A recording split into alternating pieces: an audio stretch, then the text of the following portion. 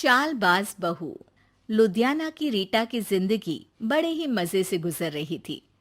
आस पड़ोस से लेकर नाती रिश्तेदार सभी रीटा को बड़ा मानते थे। वो सबकी पसंद नापसंद का ख्याल रखती। अरे बहन, ये लो कढ़ी बनाई थी मैंने। सोचा तुम बीमार हो तो तुम्हारे घर के लिए भी बना दी, खा लेना। सभी रीटा की तारीफ करते हैं। रीटा की ममेरी बहन कहती है, रीटा, तुम्हारा लड़का तो बहुत बड़ा हो गया है, उसकी शादी की नहीं सोची? सोच तो रही हूं, लेकिन ऐसे लड़के से कौन शादी करेगा जो कमाता धमाता ही नहीं है। ये तो है। तू उसे समझाकर किसी काम पर क्यों नहीं लगाती? अरे क्या करूं बहन, समझाती तो बहुत हूं लेकिन समझता ही नहीं। किसी तरह कहीं काम पर लगा भी दो तो 2-4 दिनों में ही काम छोड़कर वापस आ जाता है। कहता है खुद का काम करना है। अगले दिन रीटा का बेटा मयंक कहता है, माँ, ये नेहा है, मैं इससे प्यार करता हूं और इसी से शादी करूंगा। अब लेकिन नेहा बेटा, ये तो काम ही नहीं करता, तुम खाओगी क्या? माँ जी, आप जो खाएंगी वही मैं भी खा लूंगी, लेकिन शादी तो मयंक से ही करूंगी। रीटा नेहा और मयंक की शादी करवा देती है। हे जी, देखिए तो, ये हमारा भाग्य है कि शहर की इतनी प्यारी पढ़ी लिखी लड़की हमारी बहू बनी। हाँ रीटा, सही बोल रही हो, वरना कौन बिना काम धाम के लड़के से शादी करता है। नेहा सारा दिन घर में रहती और सास को देख देख कर जलती कुड़ती रहती। अरे नेहा, तू तो बहुत लक्की है जो इतनी अच्छी सास मिली, माँ की तरह तेरा ख्याल रखती है। नेहा बिना मन के हंसकर निकल जाती है। आए दिन नेहा को उसकी सास की तारीफ सुनने को मिलती।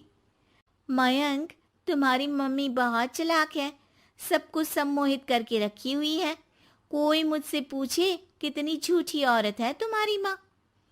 अच्छा, कैसी, क्या झूठ बोल रही थी? अरे जिसे देखो वो कहता है तुम किस्मत वाली हो कि अच्छी सास मिली। क्या तुम लोग किस्मत वाले नहीं हो जो मैं मिली तुम लोगों को? अरे लेकिन यहाँ तुम्हें तो कोई जानता नहीं ना, तुम्हें तो लोगों को समझाना पड़ेगा कि तुम भी उतनी ही अच्छी हो जितनी की माँ है। उतनी? ना जी ना, मैं तो उनसे कहीं ज्यादा समझदार और गुणी हूँ। नेहा अपनी माँ को फोन कर सारी बात बताती है। अरे देख, तुझे सबके सामने अपनी सास को गलत साबित करना होगा। अगले दिन नेहा हाथ में टूथपेस्ट लगाकर घर के बाहर खड़ी होती है कि पड़ोसन उससे पूछती है, अरे नेहा बेटा, क्या हो गया? ताई, क्या बोलूं मैं? मेरी सास से मत कहना ताई जी, मेरी सास ने गुस्से से जला दिया। मैं नहीं मानती, रीटा तो बड़ी ही भली औरत है। मेरा पति कोई काम नहीं करता ना, सारा सारा दिन ताने देती रहती है, कहती है तुझे खाना तभी दूंगी जब घर का सारा काम करेगी। पड़ोसन को नेहा पर तरस आ जाता है। वो सब जगह नेहा की कही बात फैला देती है। एक पड़ोसन दूसरी से कहती है, रीटा तो बड़ी ही खराब औरत निकली। हाँ हाँ, देखो तो कैसे बहू पर जुल्म करती है। नेहा के घर रीटा की भाभी आती है। अरे मामी जी नमस्ते, कैसी हैं आप? मैं तो ठीक हूँ बेटा, कहाँ है रीटा? घर में नहीं है क्या? उसे तो मैंने कहा था कि मैं आ रही हूँ। अब क्या बताऊँ मामी जी, मुझे तो डॉक्टर के पास जाना था, लेकिन फिर भी मैं रुकी कि आपको घर आना है। मम्मी जी को तो कोई फिक्र ही नहीं है। तभी तो देखिए ना कि पता था आप आने वाली है, फिर भी चली गई घूमने। अरे ये तो बुरी बात है। अच्छा नेहा, मैं जा रही हूँ, रीटा आए तो बोल देना कि भाभी नाराज होकर चली गई हैं। रीटा वापस आती है तो उसे भाभी नहीं मिलती। अरे नेहा, तूने रोका नहीं मामी को? बोला नहीं कि मंदिर गई हूं मैं? अरे मम्मी जी, मैंने तो उन्हें बोला कि आप बस आ ही रही हैं, लेकिन वो नहीं मानी और चली गई। मामी भी सभी रिश्तेदारों में रीटा की बुराई फैला देती है। अब जो रीटा सबकी लाडली हुआ करती थी, वो सबकी आंख में खटकने लगी। रीटा को समझ नहीं आता था कि जो पड़ोसी उसे हमेशा प्यार से बुलाते थे, वो उसके सामने आते ही दरवाजा क्यों बंद कर देते हैं।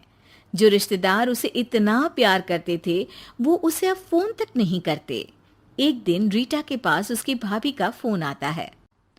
तू तो बड़ी हो गई रीटा। अरे ना भाभी ना, तुम तो माँ जैसी हो मेरे लिए, मायका तुमसे ही तो है, लेकिन तुम भी पता नहीं क्यों नाराज हो मुझसे। रीटा को उसकी भाभी सारी बात बताती है। रीटा उसे समझाती है कि कैसे वो नेहा बहू को बताकर वहां से गई थी। दोनों के बीच गिला शिकवा खत्म हो जाता है। रीटा समझ जाती है कि नेहा ने ही उसकी बुराई पड़ोसियों से भी की होगी। रीटा सबके घर जाकर बात करती है, जहां उसे पता चलता है कि नेहा ने ढेर सारी झूठी बातें कर रखी है। रीटा सोच लेती है कि वो नेहा को सबक सिखाकर ही रहेगी। नेहा, तेरे ससुर जी रिटायर हो रहे हैं, तो अब तू और मयंक कहीं और घर देख लो। अरे कैसी बातें कर रही हैं सासू माँ, ये तो कोई काम नहीं करते, हम कहाँ जाएंगे। तभी वो पड़ोसन आ जाती है।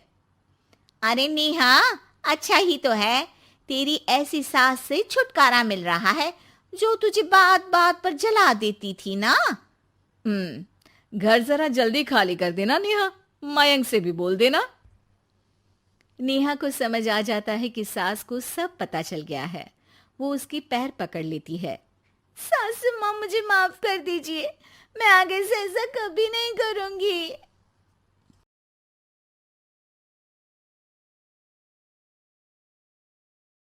Like, comment, and subscribe.